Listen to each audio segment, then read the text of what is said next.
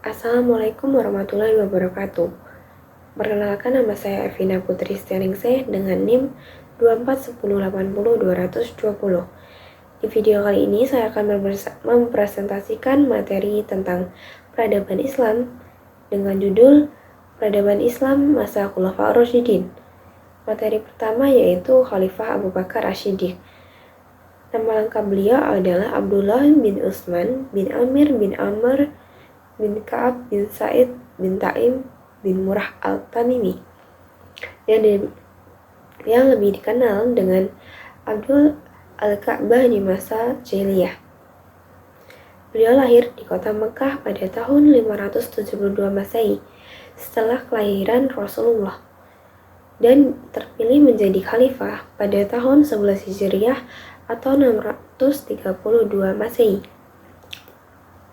Beliau wafat pada tahun 13 Hijriah atau 634 Masehi pada usia 63 tahun. Selanjutnya menjadi khalifah, Nabi tidak meninggalkan wasiat tentang penunjukan seseorang yang menggantikannya. Nah, antara kaum Ansor dan Muhajirin ini berkumpul di tempat Saqifah Bani Sa'idah, sebuah tempat yang digunakan sebagai tempat pertemuan dan musyawarah penduduk kota Madinah. Nah, golongan Ansor ini mengusulkan Sa'id bin Ubadah.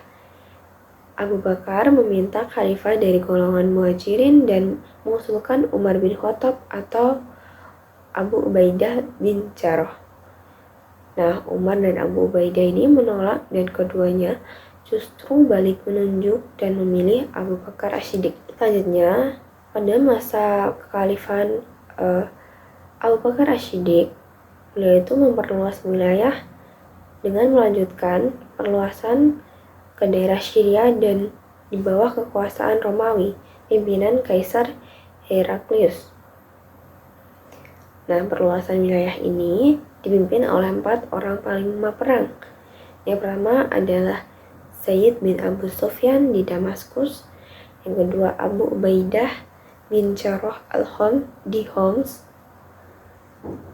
yang ketiga ada Amr bin As di Palestina, dan yang terakhir Surabil bin Hasanah di Yordania.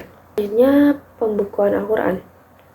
Melihat para penghafal Al-Quran ikut perang Riddah dan sebagian menjadi korban perang tersebut, Umar bin Khattab itu mengusulkan supaya mencatat semua hafalan Al-Quran. Dan Abu Bakar Asy-Syiddiq ini awalnya itu ragu dengan usulan Umar karena Rasulullah belum pernah melakukannya. Namun pada masa Rasulullah, tulisan-tulisan Al-Quran ini belum dikumpulkan menjadi satu mushaf, tetapi masih berserakan. Nah, akhirnya Abu Bakar Asy-Syiddiq ini menugaskan Zaid bin Thabit untuk memimpin pengumpulan Al-Quran. Zaid berhasil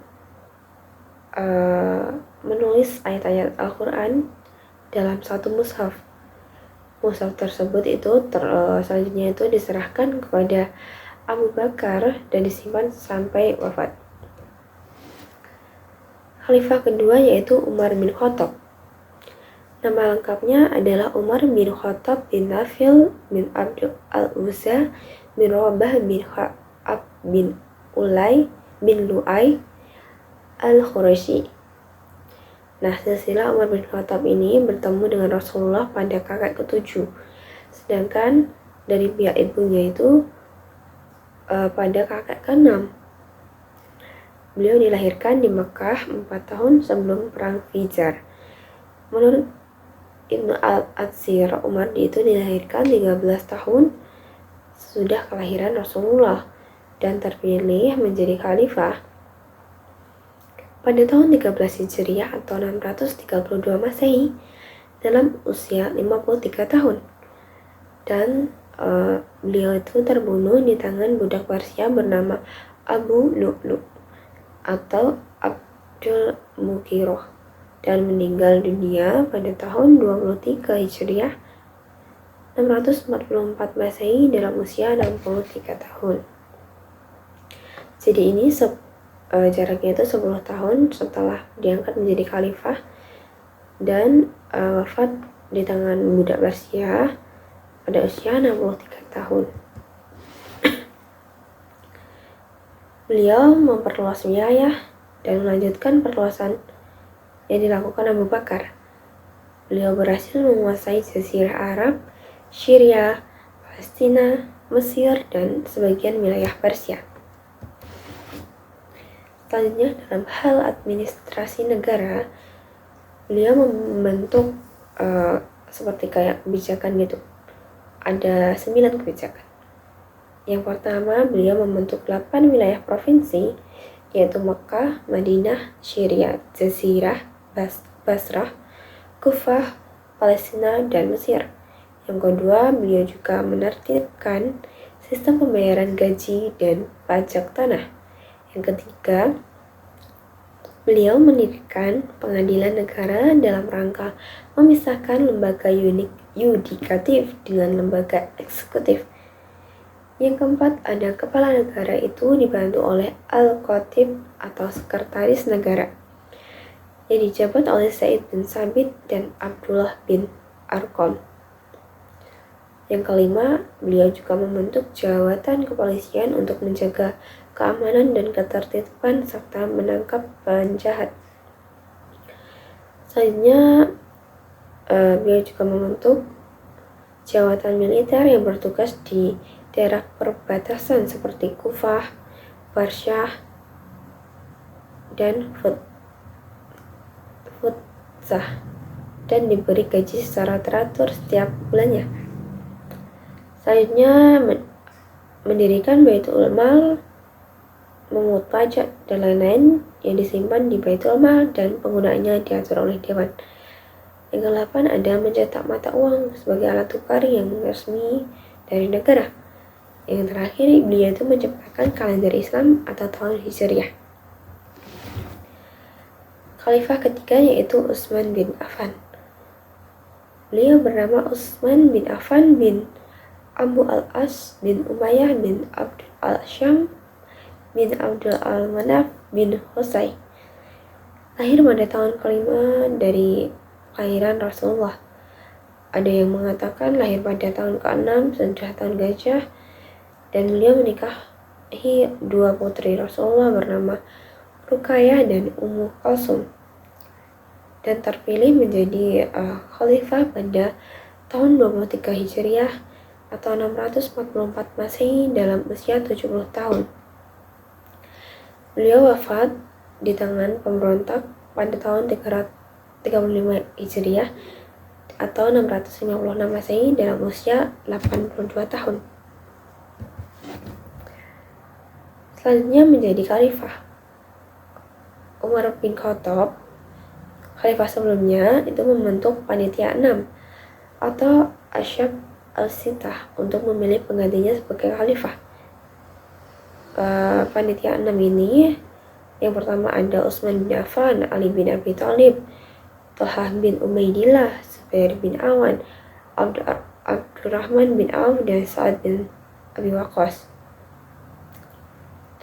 Nah, sesudah Umar wafat, panitia 6 ini melangsungkan sidang, dan Abdul Rahman sebagai ketua sidang menetapkan Utsman bin Affan sebagai khalifah ketiga. Selanjutnya, kebijakan Utsman bin Affan.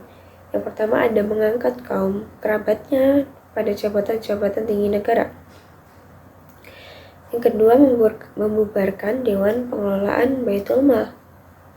Yang ketiga, tanah rampasan perang atau ditinggalkan pemiliknya di masa khalifah Umar dijadikan menjadi milik negara. Yang terakhir, Utsman ini melanjutkan usaha penaklukan Persia dan Tabaristan, Azerbaijan, serta Armenia. Selanjutnya, mushaf Al-Quran. Rasulullah memberi kelonggaran kepada kabilah-kabilah Arab untuk membaca Al-Quran menurut dialek mereka masing-masing.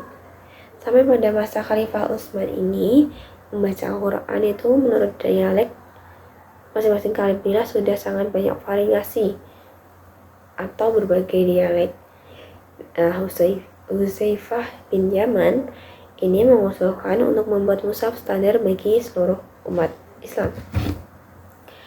Utsman menerima usul Hudzaifah dan membentuk panitia atau lajnah yang diketuai oleh Said bin Sabit. Al-Quran yang disimpan Hafsah ini disalin dengan dan diseragamkan menurut dialek Quraisy. 6 buah salinan, satu disimpan Khalifah Utsman, yang lainnya dikirim ke Makkah, Madinah, Basrah, dan Kufah, serta Syam atau Syriah. Mushaf yang sudah diseragamkan ini disebut sebagai Mushaf Utsmani. Khalifah terakhir ada Ali bin Abi Thalib. Nama lengkapnya ada Ali bin Abi Thalib bin Abdul Al-Muthalib bin Hashim bin Abdul Manaf bin Lu'ay bin Kilab bin Qusay. Beliau dilahirkan di Makkah 10 tahun sebelum kerasulan Nabi Muhammad dan menikahi putri Rasulullah bernama Fatimah. Beliau terpilih menjadi khalifah pada tahun 35 Hijriah atau 656 Masehi dalam usia 58 tahun. Beliau terbunuh oleh Abdurrahman bin Mulshan ketika sholat subuh di Masjid Kufah pada tahun 40 Hijriah atau 661 Masehi dalam usia 63 tahun. Nah, menjadi khalifah, Zubair bin Awam dan Thalhah bin Ubaidillah ini meminta Ali untuk mengganti Utsman. Pada awalnya Ali ini menolak, namun setelah banyak desakan dari sahabat, akhirnya Ali ini menerima dan dibayat menjadi khalifah di Masjid Nabawi pada tanggal 24 Juni 656 Masehi. Selanjutnya kebijakan beliau ini yang pertama ada memecat gubernur yang diangkat Utsman termasuk Muawiyah yang sudah menjadi gubernur Syam semenjak Khalifah Umar. Yang kedua, mengambil kembali tanah negara yang sudah diperjualbelikan kronik-kronik Khalifah Utsman. Cukup sekian materi tentang peradaban Islam pada masa Khulafaur Rasyidin. Sekian, terima kasih.